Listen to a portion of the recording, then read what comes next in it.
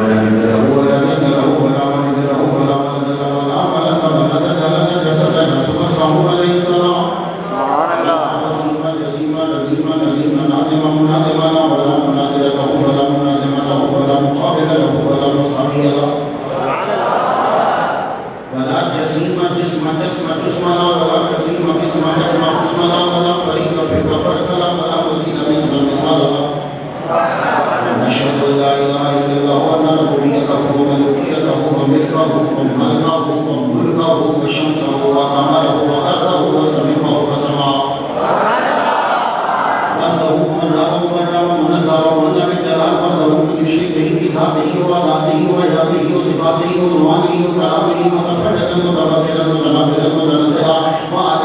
أنه هو الغفار ونشهد أن سيدنا وسيد ساداتنا وسيد ركعاتنا وسيد جماعتنا وسيد لطافتنا ونورنا ونور ديننا ونور دنيانا ونور آخرنا ونور سرورنا ونور ظهورنا وجميلنا وأجملنا وشفيقنا وأشفقنا وكريمنا وأكرمنا سبحان الله سبحان الله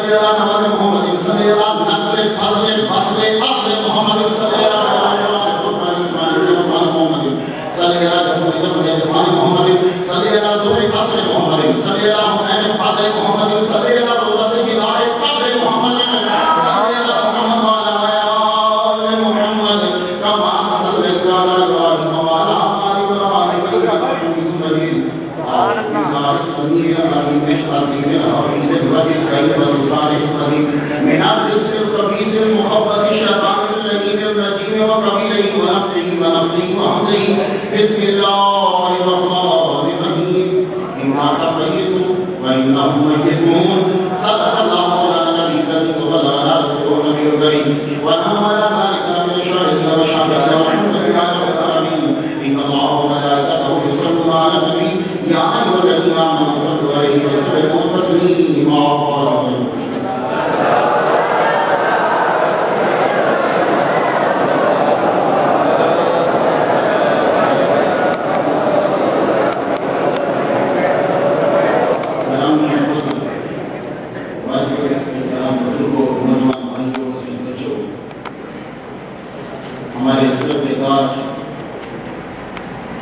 جن کی زیارت کرتے ہوئے ہم بڑے ہوئے جوان ہوئے اور بڑھاپے میں قدم رکھا ہماری مراد حضرت علامہ حضرت علامہ ندیم صاحب اور جس خاندان کے صدقے سے آج میں بولنے کے قابل ہوا اگر یہ خاندان نہ ہوتا تو آج ہمارے منہ میں یہ الفاظ نہ ہوتے جن کے والد گرامی ڈاکٹر سرفراز الدین الہی رحمۃ اللہ علیہ نے مجھے علم النحو والصرف پڑھائی جن کے دادا حضور سے میں نے مدعوی شریف پڑھی اس خاندان کو خدا تعالیٰ قیامت تک سلامت رکھے یہ چشمہ چراغ ڈاکٹر علامہ راغب نعیمی صاحب یہ ہمارے لیے سرمایہ ہے خدا تعالیٰ ان کا سایہ ہماری سنوں پہ قائم رکھے طلباء سے خطاب کرنا انتہائی مشکل ہوتا ہے اس لیے کہ ان کو کالا کالا سارا یاد ہوتا ہے کہ فالا فالا فالا فالا فالا فالا ان کی جوان ہوتی ہے ہماری پوری ہو چکی ہے ان کے سامنے کچھ حکم کرنا انتہائی مشکل ہو پھر جب اساتذہ جلوہ فرماؤں تو شکل تو ویسی اس کی بھی ہائیڈریشن ان سب چیزیں جو ہے نا وہ ختم ہونے کے قریب ہوتی ہیں لیکن یہاں مجھے تقریر کرنے میں فخر محسوس ہو رہا ہے کہ جہاں سے مار کھا کے ہم دوسروں کو مار رہے ہیں وہاں آج تقریر کر رہے ہیں یہاں ہم مار کھاتے ہیں ہمیں فخر ہے کہ ہم اس مسجد اور مدرسہ سے مارتا ہوں میں تو خیر پیدا بھی نہیں ہوا ہوں یہ محمد نگر میں گھر ہوتا تھا ہمارا بچپن یہ سارا یہی اس کے رونق میں ہی گزرا ہے لیکن یہ احسان ہے ڈاکٹر سرفراز نعیمی رحمۃ اللہ علیہ کا کہ جنہوں نے اس جانب لگایا اور ان کی کرامت والے جملے تھے کہ تو اگر مولوی نہیں بنے گا تو کچھ نہیں بنے گا تو میں کچھ نہیں بنا بس مولوی بنا تقریر شروع کی کرتا ہوں اور سماعت کیجیے ڈاکٹر فراز نعیمی صاحب نے فرمایا کہ تقریر یوں کرنی ہے کہ جیسے عوام میں جلسہ ہوتا ہے ویسے تقریر کرنا لیکن میں دونوں چیزوں کو ملانے کی کوشش کروں گا سماعت کیجیے میں نے جو پوری آیت کی بڑی چھوٹا سا ٹکڑا پڑھا ہے اور اس تقریر پہ آپ کو عبور حاصل ہے جو میں نے پڑھا ہے جس کو سرنامہ کلام بنایا ہے آپ کو عبور حاصل ہے اینا تمیتم وإنہم میتون آپ کو عبور حاصل ہے لیکن ایک بات ہے کہ قرآن مجید جب گفتگو کرتا ہے نا تو اگر مقصد ایک ہے تو وہ دو زمینیں استعمال کرتے بات پوری ہو جاتی ہے بہت سنیے اگر دو زمینیں استعمال کر دی جائیں مقصد ایک ہو تو بات پوری ہو جاتی ہے مثال دیتا ہوں نحن نرزقکم وإیاہم یہاں بات کی رزق کی تو زمینیں دو استعمال کی بات ایک تھی تو یہاں بھی بات ایک تھی تو انہ کا پہنا ہو زمینیں بھلے سے تو یوز کر دو بات ایک ہوتی تو جب بات ایک نہیں مقصد دو ہیں تو پتہ چلا فرق بھی ہوگا لیکن مجھے اس طرف جانا نہیں کہ بہت عاطفہ ہے یہ کرے گی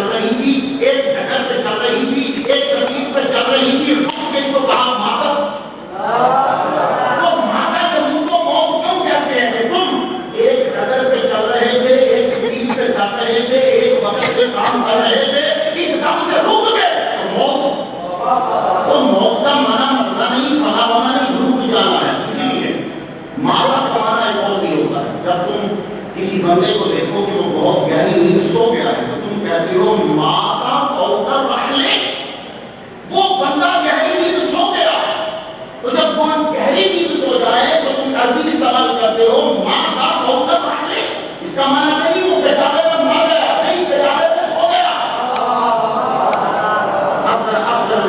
علماء نے تمہاری یہ گناہ بڑی تازہ ہے، مجھے تو پتا نہیں کہیں ایک ہی میں پڑی تھی۔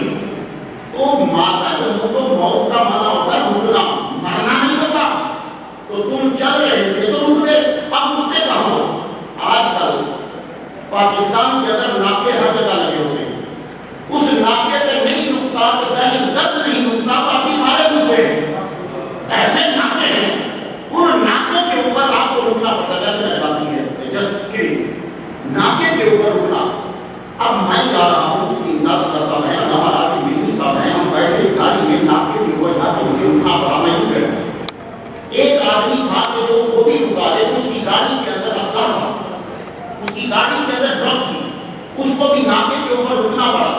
تو دونوں کے دونوں جو ہے وہ رکے، علماء بھی ناکے پہ رکے، پگڑی والا بھی ناکے پہ رکا، گاڑی والا بھی ناکے پہ رکا، جس کی گاڑی میں ڈرگ تھا وہ بھی ناکے پہ رکا، لیکن پولیس والا آگے بڑھا۔ جب پولیس والا قریب آیا، علامہ علی حسین نے بھی مدثر علی کا چہرہ دیکھا، استاد علامہ احمد علی صاحب کا چہرہ دیکھا، کہنے لگا آپ جاؤ، دوسرے کو دیکھا، آپ کو رک۔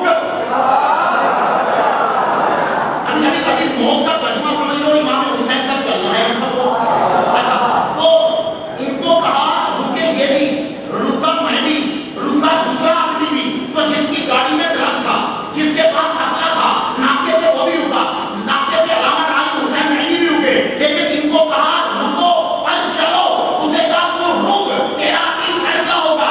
تو ماتا جموں تو ولی بھی ہے، ماتا جموں تو دوسرا بھی ہے، لیکن ان سے کہا تو چل، تو رک۔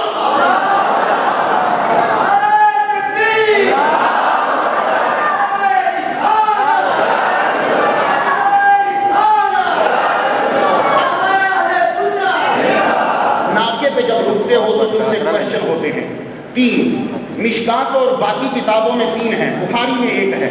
بخاری نے تین بیان نہیں کی ہے۔ بخاری صحیح بخاری 16 سال میں لکھی گئی، اور ملا ایک دن میں پڑھ کر مفتی بن جاتا ہے۔ تو جب 16 سال میں لکھی گئی ہے تو 8 سال تو لگا اس کے اوپر۔ تو صحیح بخاری 16 سال میں لکھی گئی۔ صحیح بخاری کے اندر صرف ایک سوال ہے، باقی کتابوں میں 2 سوال ہیں۔ آپ کا علم جوان ہے، میں نے تو نہ جانے کب پڑھی تھی۔ تو بن ربوں کا، تیرا رب کون؟ تو جواب آتا ہے ہم اللہ والے ہیں۔ ربی اللہ کا جواب ہے ہم اللہ والے ہیں۔ اچھا تیرا دین کیا ہے؟ ماں دینوں کا، دین یا اسلام، میں مسلمان ہوں، سماکم المسلمین، میرا نام مسلمان ہے۔ تو یہ 2 کویسچن باقی کتابوں میں ہے، بخاری میں نہیں ہے، تو اس لیے بخاری کافی نہیں ہے، بخاری کافی نہیں ہے۔ نبی کی حدیث کی ضرورت ہے، وہ مسلم میں ہو یا ترمذی میں ہو۔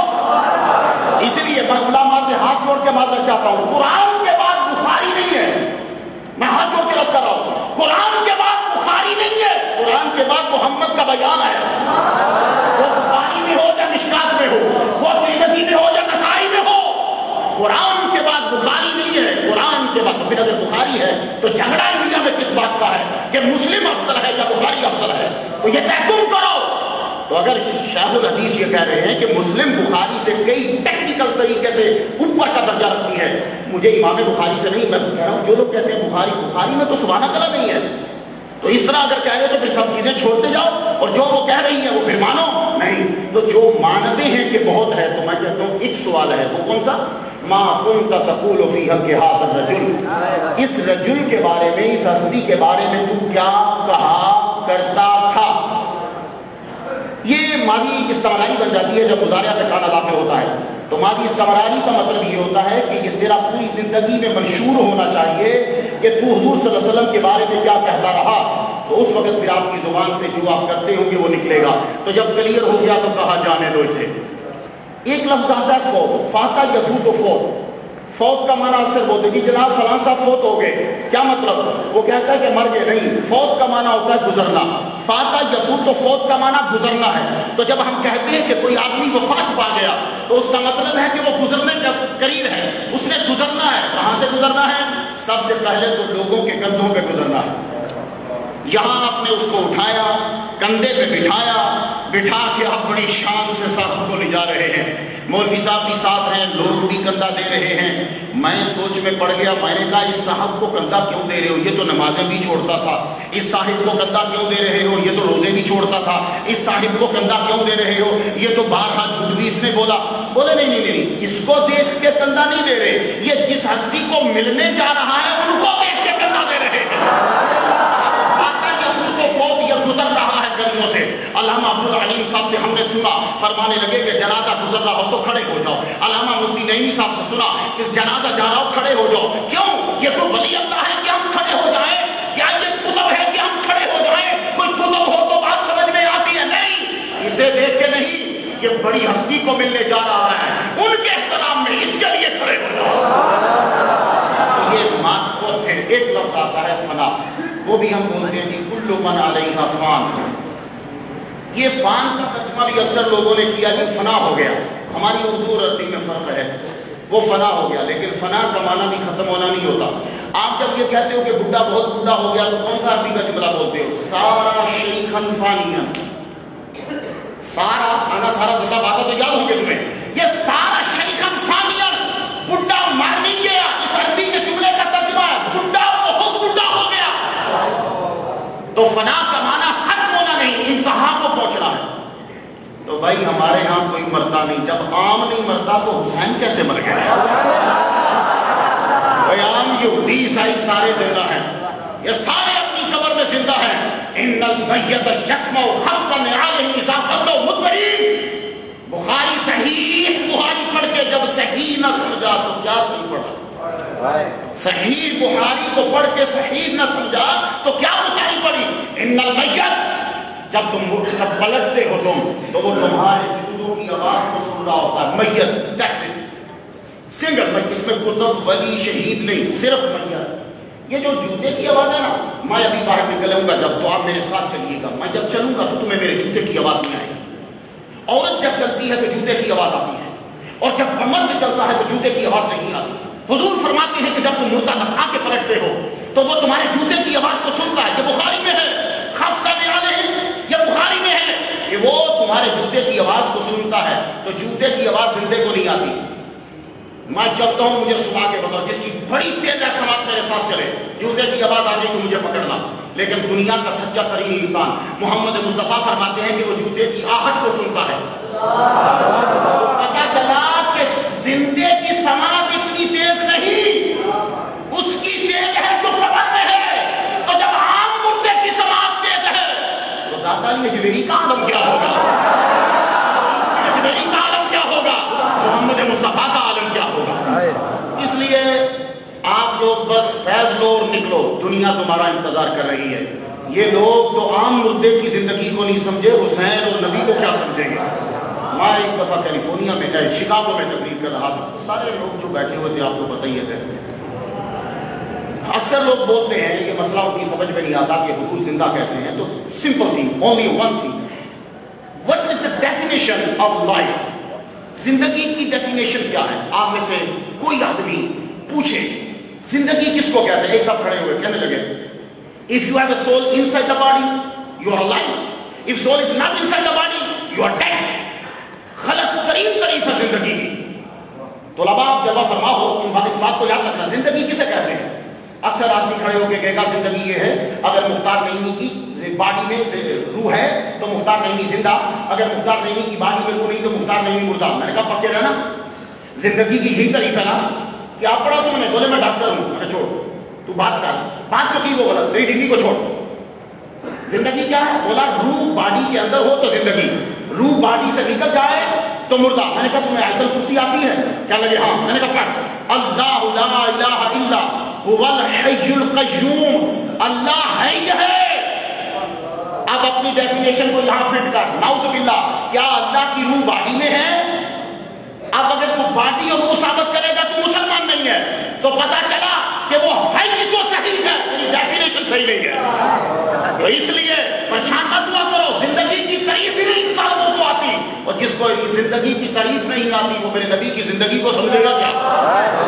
اسی لیے کہا رب نے، سنو یہ جو وَلَا تَقُولُوا لِمَن يُقْتَلُ فِي سَبِيلِ اللَّهِ أَمْوَاتٌ بَلْ أَحْيَاءٌ، یہ جو اللہ کی راہ میں سپلے کر دیے جاتے ہیں شہید کر دیے جاتے ہیں، وہ زندہ ہیں ولا ذات شعور، لیکن تمہارے اندر شعور نہیں۔ یہ شعور کسے کہتے ہیں؟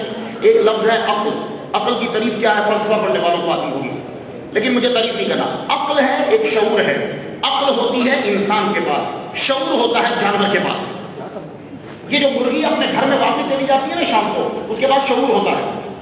یہ جو بلی کو پتا ہے نا کہ مجھے اپنے بچے اٹھا کے لے جانے ہیں، یہ شعور ہے۔ بلی نے کسی یونیورسٹی میں نہیں پڑھا، بلی نے پہلی مرتبہ بچے پیدا کیے، اس نے 7 8 9 جگہوں پہ اپنے بچے اٹھائے، یہاں سے بچے اٹھائے وہاں، وہاں سے بچے اٹھائے وہاں، وہاں سے بچے اٹھائے وہاں۔ تو آپ جا کے پوچھو اس بلی سے کہ تم نے پہلی مرتبہ بچے جنے ہیں، تو بچے کیوں اٹھا رہی ہے؟ تو پوری دنیا جانتی ہے کہ بلی اپنے بچوں کی جگہ کو چینج کرتی ہے۔ کیوں؟ اس لیے کہ بلی کو معلوم ہے یہ جو بلہ ہے یہ بچے مار دے گا، اس لیے بلی بچوں کی جگہ کو چینج کرتی ہے۔ اس کو کس نے بتایا؟ اس کو کس نے بتایا؟ یہ شعور ہے۔ اسی طرح اگر آپ نے کبوتر پالے ہو تو کبوتر کا جب بچہ پہلی دفعہ انڈے سے نکلتا ہے نا تو اس کو دانا نہیں دیتا، اس کو ایئر دیتا ہے۔ غور سے دیکھیے گا، میں یہ مشاہدے کرتا رہتا ہوں، وہ ایئر دیتا ہے، دیتی ہے اس کی ماں کبوتری، ایئر دے رہی ہے، ایئر، کوئی دانا نہیں، ایئر۔ 1 2 3 دن کے بعد ایئر دینے کے بعد اب جب اس کا سٹمک وہ پاورفل ہوا، اب وہ دانا دے رہی ہے۔ اس کبوتری نے پہلی دفعہ انڈے دیے، پہلی دفعہ بچے ہوئے، اس کو کس نے بتایا کہ تیرا بچہ ابھی دانا کھا نہیں سکتا؟ یہ شعور ہے۔ تو رب کہتا ہے تمہارے پاس تو وہ بھی نہیں کہ تم سمجھ سکو کہ یہ زندہ ہے۔ تو جب ہے ہی نہیں تو کیوں سر مار رہے ہو؟ جامعہ نعیمیہ میں 10 دن ہی عبدالعلیم صاحب سے پڑھ لیتے، 10 دن ہی پڑھ لیتے، چلو 10 دن زیادہ ہے، کچھ دن ہی پڑھ لیتے، سمجھ میں تو آتا۔ لیکن سنیے امام حسین رضی اللہ تعالیٰ عنہ کہتے ہیں کہ حسین کربلا میں لینے کیا گئے؟ میں نے کہا امام حسین کربلا میں وہ لینے گئے جو جنت میں نہیں ہے۔ تھوڑا سا رکنا مت، چلو میں یہیں سے گیا ہوں، میں یہیں سے گیا ہوں، یہاں کا فیض بہت ہے، لیکن اگر عقیدت سے تم لو سنو، امام حسین کربلا میں وہ لینے گئے جو جنت میں نہیں ہے۔ ویسے جنت میں ہر چیز ہے، اللہ نے اس کو جنت کو بنایا ہمارے لیے۔ سورہ رحمان میں پڑھ لیجیے کہ جنت میں کیا کیا ہے، ساری چیزیں جنت میں ہیں۔ آج کل پوری دنیا میں یہ ریسرچ ہو رہی ہے کہ تم سوچو تو تمہاری سوچ کے مطابق کام ہوگا، یہ ریسرچ ہو رہی ہے۔ ابھی حال میں انہوں نے ایک مووی بنائی ہے، کہتے ہیں کہ جب آدمی سوچتا ہے صبح کے وقت اگر اچھا سوچے گا تو ساری اچھی چیزیں اس کے قریب آ جاتی ہیں، اور اگر اس کے دماغ میں برا ہے تو بری چیزیں اس کے قریب آ جاتی ہیں۔ اس لیے جب آپ غصے پہ ہوتے ہیں، ہمیں یہ کہا گیا کہ جب سفر میں جاؤ تو پہلے 2 دفعے پڑھو، کیوں؟ تاکہ تمہاری سوچ اچھی ہو جائے۔ جب جو سوچ اچھی ہوگی تو چابی بھی ملے گی، گاڑی سٹارٹ بھی ہوگی، سگنل کھلا ملے گا، پولیس والا متھے نہیں لگے گا، آسانی سے گھر پہنچ جاؤ گے، پاس کچھ ہوگا۔ اور جس دن تم نے نفل نہیں پڑھے، نماز نہیں پڑھی، چابی میں کہاں رکھ دیتی ہو، روز گم کر دیتی ہو۔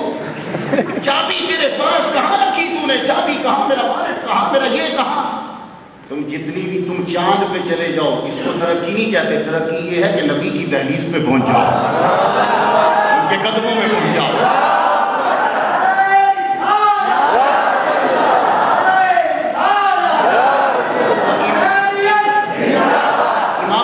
کربلا میں کیا لینے جا رہے ہیں سمجھ کیجئے۔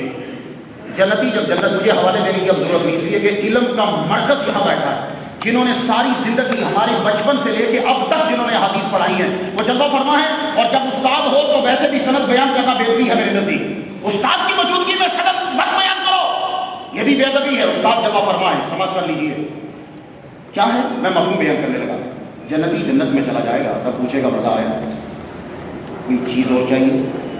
یہ مفہوم بیان کر رہا ہوں، لفظی ترجمہ نہیں۔ ہاں یا اللہ، تیری جنت میں بہت کچھ ہے، ہر چیز ہے، دودھ کی کمی نہیں، پانی کی کمی نہیں، شہد کی کمی نہیں، ہر شے ہے۔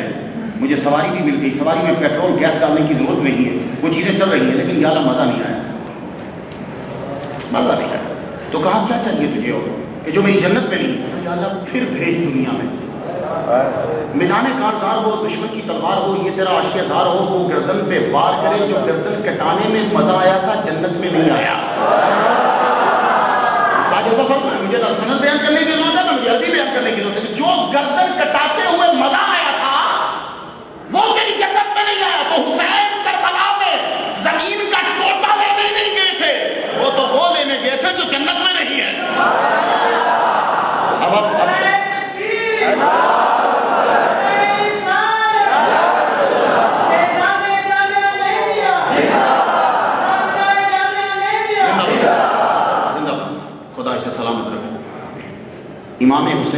مدینہ سے چلتے ہیں، لیکن یہاں ایک چیز سن لیجیے. میں اب تو خیر ڈاکٹر شہباز میمی رحمۃ اللہ کے نالین کا صدقہ پتہ نہیں کتنے ملک پھر چکا ہوں.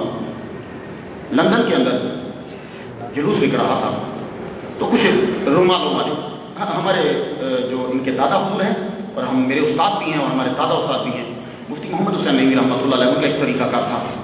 ہم کسی کو چھیڑتے نہیں، لیکن ایک بات کرنا ہے کیونکہ حدیث کے خلاف ہے. وہ لوگ کھڑے ہو کر اسپیکر میں حدیث پڑھ رہے تھے. وہ حدیث آپ کو یاد ہوگی، ابو بکر فی الجنت، عمر فی الجنت، عثمان فی الجنت، علی فی الجنت، وہ اشرا مبشرہ جو نا. تو 10 بیان کرنے کے بعد آگے وہ بیان ہے یزید فی الجنت. ابھی بھی وہ کلپ موجود ہے یوٹیوب پہ، آپ دیکھ لیجیے گا. تو بڑی پریشانی ہوئی کہ یہ یزید جنت میں کیسے چلا گیا. ایک آپ میری بات سنیے گا بہت دھیان سے. ہمیں دلائل سے گفتگو کرنا ہے، کسی کو چھیڑنا نہیں، لیکن اپنے عقیدے کو مضبوط کرنا ہے. آپ نے صالح علیہ السلام کی اونٹنی کا واقعہ تو سنا ہوگا. 8واں پارہ ہے، 12ویں میں بھی ہے، وہ 8ویں میں بھی ہے. 8ویں میں یہ آتا ہے، اللہ کہتا ہے حاضی ناقۃ اللہ لکم آیتن. لفظ 2 یوز ہوتے ہیں قرآن میں، بینہ اور آیا. میں بینہ اور آیا کی تشریح کروں گا، میرے پاس ٹائم کم ہے، مجھے آگے جانا ہے. لکم آیتن حاضی ناقۃ اللہ لکم آیتن، یہ اللہ کی اونٹنی ہے. یہ اللہ کی اونٹنی، ناقہ مانا اونٹنی، کیا شی کیا ہو، ناقۃ اللہ اللہ کی اونٹنی ہے. لکم آیتن تمہارے لیے آیا ہے. اچھا تو کیا کریں پھر؟ کہا فضلوها، اسے چھوڑ دو. میں مفہوم کر رہا ہوں، ترجمہ لفظی نہیں کر رہا. تاکل فی ارض اللہ ہے، جب یہ زمین میں کھا رہی ہو تو پیچھے اس کو چھوڑ دینا، کھا لینا، ٹھیک ہے جاتا.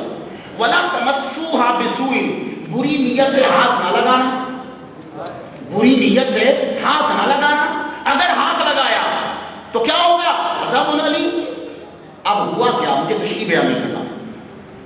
ان لوگوں نے اس اونٹنی کی کونچیں کاٹ دی. اونٹنی کو کاٹ دی تو اونٹنی نکلی کہاں سے تھی؟ پہاڑ سے. دوبارہ کہاں گئی؟ پہاڑ میں. میں جب عمان گیا ہوں تو سلالہ گیا تھا. سلالہ میں انہوں نے بتایا کہ یہ جو جگہ ہے یہاں صالح علیہ السلام کی اونٹنی اوپر چڑھی تھی، اس کو کور کر دیا. میں نے اس پاؤں کے اوپر، جو اس کے پاؤں تھے، وہ جو بچہ جب چڑھا تھا تو میں نے وہاں اپنے ہاتھ رکھے. میں نے وہاں خون بھی دیکھا. God knows better it's true or not, but it's up to them.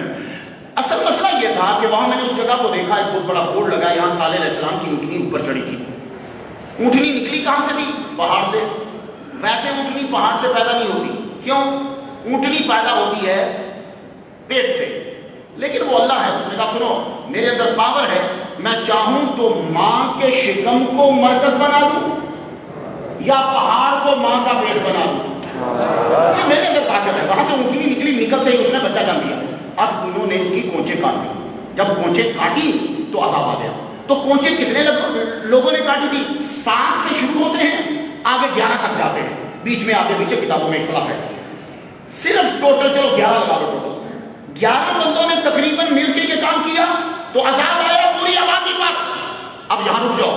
ناقۃ اللہ، اللہ کی اونٹنی. اللہ کبھی نہیں بیٹھا اونٹ کے اوپر.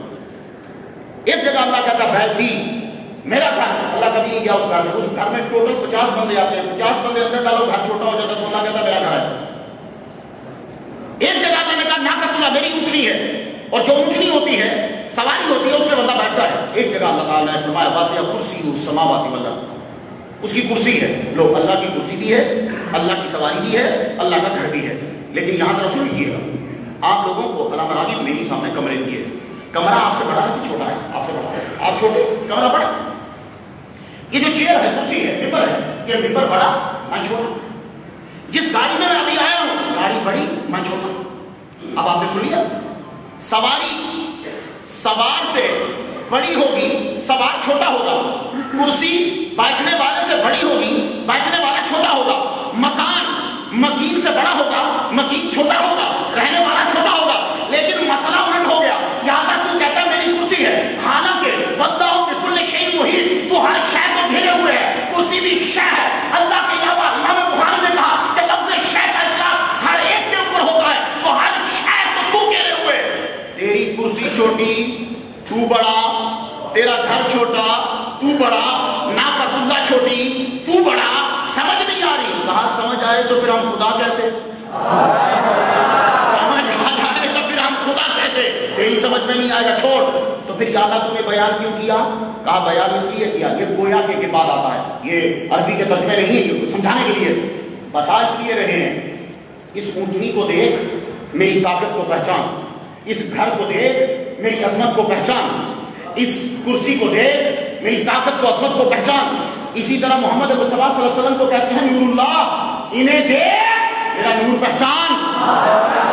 اب ذرا یہاں رک جاؤ، اللہ کی اونٹنی نہیں ہے یہ، اللہ نے اس کو اونٹنی کہا، حالانکہ اللہ بیٹھا نہیں پر. کیوں کہا؟ ایک بات سنتے جائیے اور ذہن پہ بٹھا لیجیے، آپ کو کام دے گی کبھی. چیز متبرک ہوتی ہے 3 وجہ سے. کہتے ہیں نا یہ چیز بڑی متبرک ہے، اس کی 3 وجہ ہوتی ہے. حاضر آباد تو میرا سماعت کیجیے گا. پہلی تو یہ ہے کہ وہ ساری کائنات کا خالق پاکوں کا پیدا کرنے والا کہتے ہیں کہ یہ چیز متبرک ہے. جیسے اس نے کہا ناقۃ اللہ، اس نے اس کو اپنی طرف نسبت کی، چیز متبرک ہوگی. ایک ہی ہوتا ہے کہ کوئی پاک ہے اور اس پاک کے حصے کا وہ جز تھی، وہ حصہ تھی اس کی باڈی کا، تو وہ پاک ہوگی. جیسے حضور صلی اللہ علیہ وسلم حجۃ الوداع میں شیو بنواتے ہوئے کہنے لگے طلحہ یہ میرے بال لے لے اور صحابہ میں بانٹ دے. تو خود پاک تھے تو بال بھی پاک، یہ حصہ ہوئے آپ کے. تیسری قسم یہ ہوتی ہے کہ کسی پاک سے جڑ جائے، جیسے یوسف علیہ السلام کہتے ہیں اپنے بھائی سے پوچھتے ہیں بتا کہ کیا بنا میرے ابو کا، تو بنیامین کہنے لگے فَبْيَضَّتْ عَيْنَاهُ مِنَ الْحُزْنِ. فَبْيَضَّتْ کا معنی ہوتا ہے وائٹ ہو جانا. ہر میری آنکھ میں وائٹ ایک ہے اور پھر اس کے بعد براؤن ہے.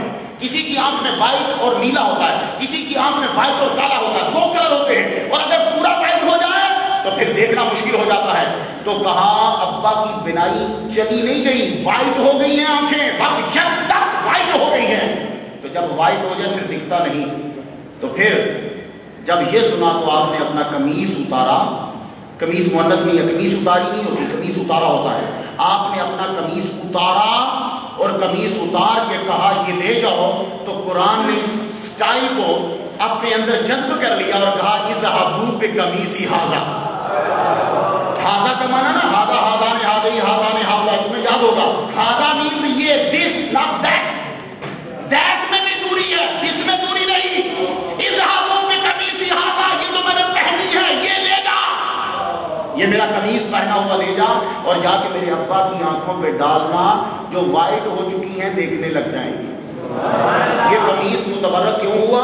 اس لیے کہ ایک پاک نے اپنی باڈی کے ساتھ لگایا، اس کے جسم کا پسینہ قمیص کو لگا، قمیص جب آنکھوں پہ پڑی تو بینائی واپس آ گئی. میں ہاتھ جوڑ کے عرض کروں تم کو کہ مختار نہیں کہاں پھر آ رہا ہے؟ نہیں ادھر ہی ہوں. متبرک چیز ہوتی ہے 3 وجہ سے، یا پاکوں کا خالق کہہ دے، یا وہ کسی پاک کا جز ہو، یا پاک کے ساتھ لگ جائے. جاؤ حسین میں تینوں ہیں. سبحان اللہ. خدا نے قبول کیا مصطفیٰ کی باڈی کا جز ہے اور میرے نبی کے جسم کے ساتھ کئی مرتبہ لگے.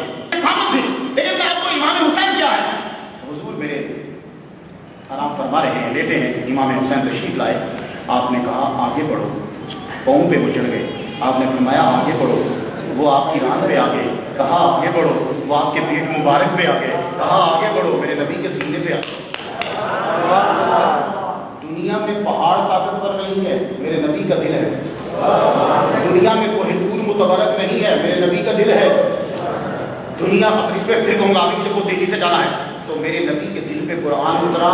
یوں امام حسین کے پاؤں وہاں لگے جہاں قرآن کا نزول ہو رہا ہے. میرے نبی نے اپنا لعاب دہن ان کے منہ میں ڈالا اور میرا نبی چوم رہا ہے.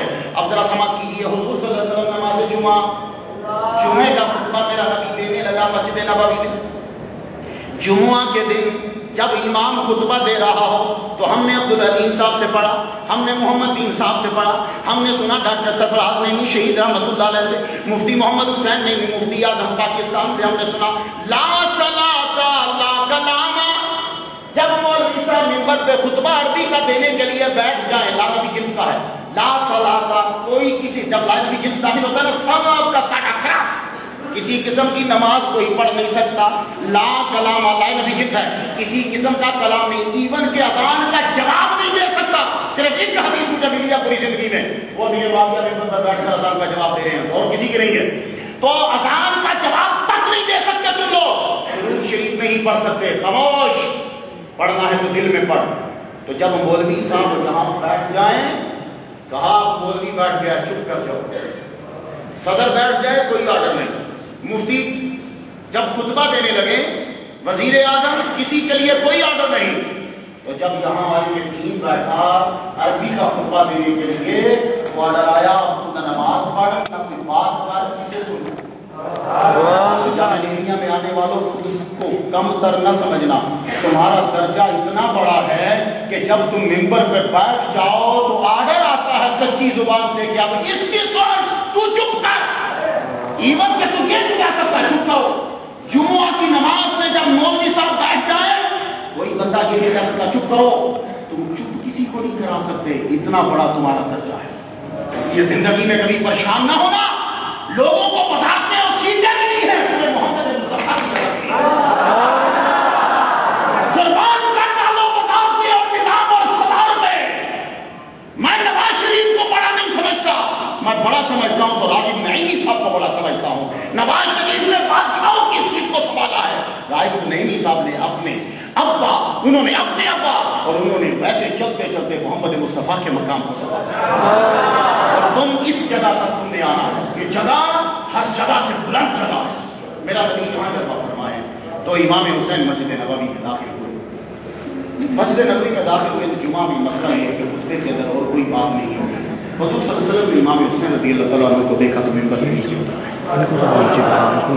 ممبر سے نیچے اترے تو حضرت امام حسین نیچے کیوں اترے تھے؟ آپ کسی کو بھی کہہ سکتے کہ اٹھو جاؤ میرے نواسے کو پکڑو، میرے بیٹے کو بولو، بیٹا بولتے میرے بیٹی کو پکڑو، میرے نواسے کو پکڑو، لیکن نہیں، آپ خود اترے، امام حسین کو پکڑا، اپنی جھولی میں بٹھا دیا۔ تو مسجد نبوی میں جمعے کا خطبہ ہو رہا ہے، کیوں جھولی میں بٹھا دیا؟ اس لیے مسجد وہ جہاں حسین کا ذکر ہو،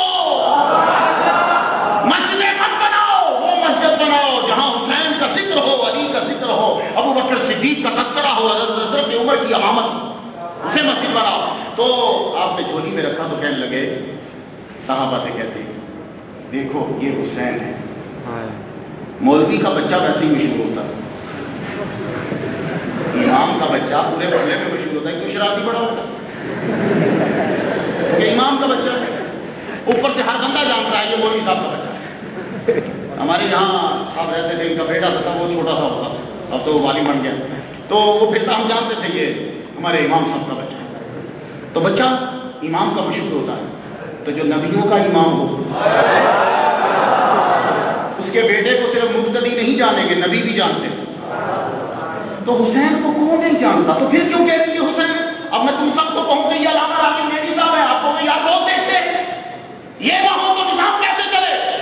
میں کہوں یہ علامہ عبدالعلیم صاحب ہے، تو کیا مختار نے بھی امریکہ سے آ کے یہ بتا رہے عبدالعلیم صاحب ہے؟ اگر یہ نہ ہو تو حدیث کون پڑھا ہے؟ لوگ تو جب تم جانتے ہو تو پھر بتانا، فصاحت تو بلاغت کے بھی منافی ہے، یہ جانتے ہو تم آگے سے، لیکن نہیں، وہ یہ نہیں بتا رہے تھے کہ یہ حسین ہے، وہ یہ بتا رہے تھے غور سے دیکھو اس کا مقام کیا ہے، یہ حسین ہے کہ میں نے خطبہ بند کیا، اسے جھولی میں اٹھایا، اس کا مقام۔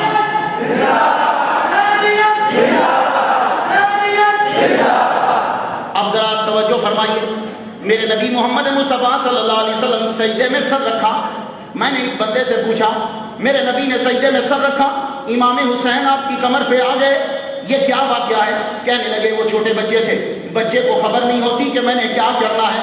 نہیں، میری بات اچھی نہیں، یہ تیرا بچہ نہیں ہے، یہ بی بی فاطمہ کا بچہ ہے۔ تو اپنے بچے کی بات کر رہا، میں بی بی فاطمہ کے بچے کی بات کر رہا ہوں۔ پھر ایک اور تذکرہ آیا، کہنے لگے حضرت جبریل علیہ السلام میرے نبی کی بارگاہ میں آئے، حضرت امام حسین چھوٹے سے ہیں، وہ ان کی جھولی میں بیٹھ گئے اور ان کی جیب میں ہاتھ ڈالنے لگے۔ جاؤ جا کے آپ کتاب تاریخ کی پڑھ لیجیے گا، حضرت جبریل علیہ السلام دہیا کلبی کی شکل میں آتے تھے اور فروٹ لے کر آتے تھے، تو حضرت امام حسین حضرت جبریل علیہ السلام کی جھولی میں بیٹھ کے جیب میں ہاتھ ڈالنے لگے۔ ایک لکھنے والے نے لکھا یہ بچہ ہے، اس کو ایسا کرنا نہیں چاہیے تھا۔ بچے کی وجہ نہیں ہے، بات اصل میں یہ ہے، بات یہ نہیں کہ وہ جیب میں کچھ تلاش کر رہے ہیں۔ حضرت امام حسین نے پہچان لیا یہ تو وہی ہے جو بچپن میں میرا جھولا جھلایا کرتا تھا۔ یہ بات نہیں کہ وہ دہیا کلبی کی جیب میں ہاتھ ڈال رہے ہیں، وہ تو یہ بتلا رہے ہیں کہ یہ وہی ہے جو ہمارا بچپن میں جھولا جھلایا کرتا تھا۔ اب بھی بات بچپن کی نہیں ہے۔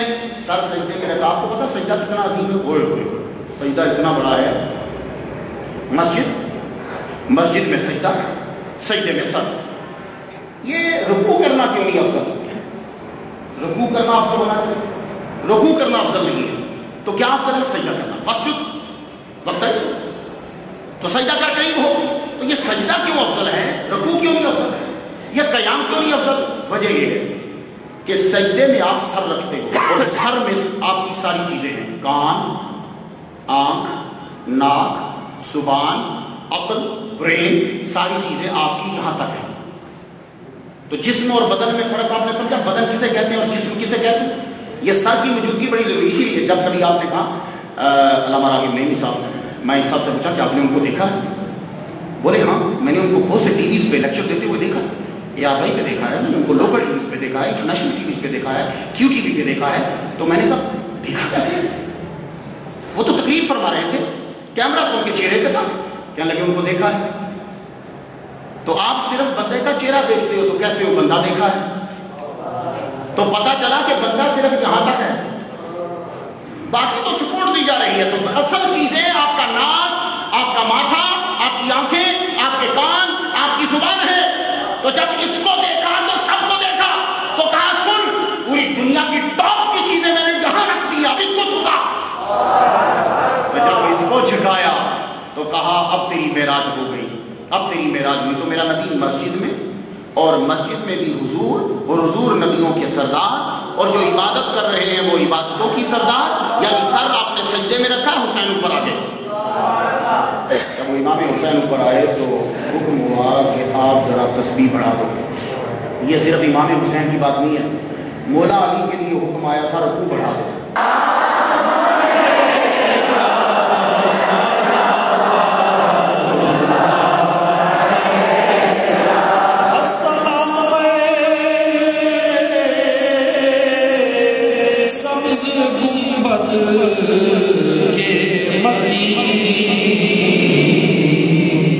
السلام رحمت للعالمین۔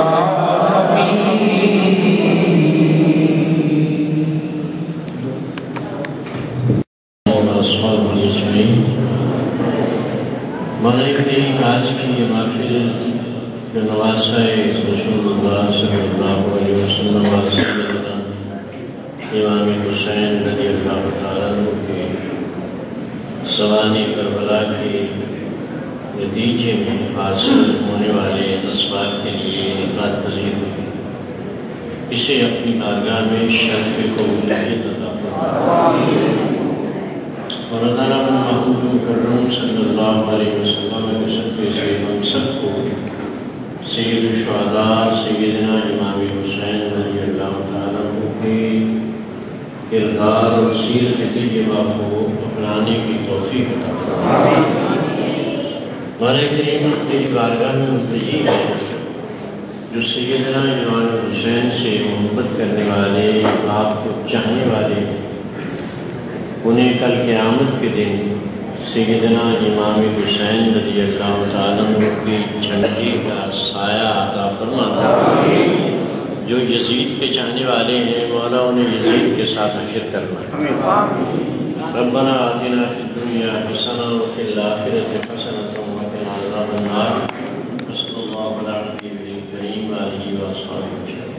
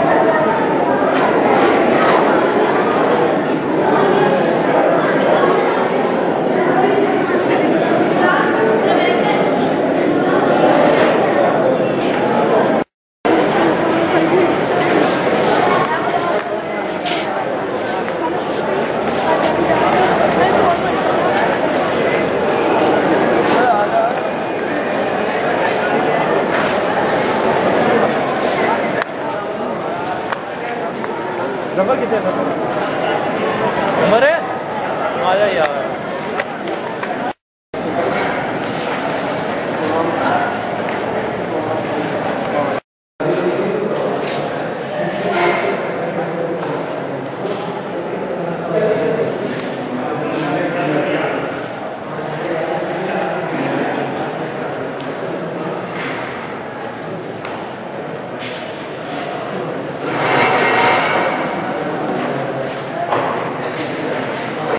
بات ہو جو کہ شریعت سے ہٹ کے ہو تو اس کو کاٹ دے سب کے سامنے جو ہے نا آپ کی بڑی مجمع پرجوش تھا اور بٹھانے کی ضرورت نہیں پڑتی کسی کو بٹھانے کی ضرورت نہیں شاہ صاحب نے خود ہی بات کیا